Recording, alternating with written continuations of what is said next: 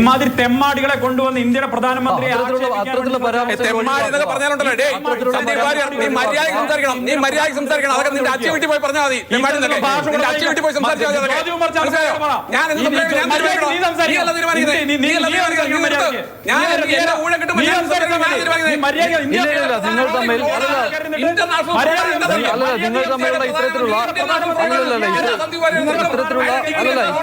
വ്യക്തിപരമായ പരാമർശങ്ങൾ വേണ്ട.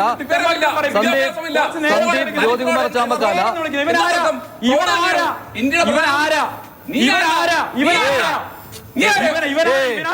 ഇവനാരാണ്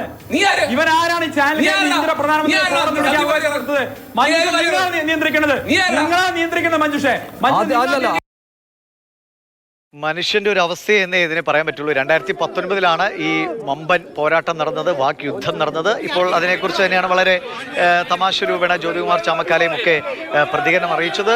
അപ്പോൾ സന്ദീപ് വാര്യരുടെ പ്രതികരണം അന്നൊക്കെ ഞാൻ BJPയുടെ ആശയമാണ് പറഞ്ഞത്, എൻ്റെ ആശയമായിരുന്നില്ല, BJPക്ക് വേണ്ടിയാണ് പറഞ്ഞതാണ്. അപ്പോൾ ഇനി അദ്ദേഹം കോൺഗ്രസിന്റെ ആശയങ്ങളായിരിക്കും പറയുക. അദ്ദേഹത്തിന്റെ ആശയം പറയുമെന്നറിയില്ല.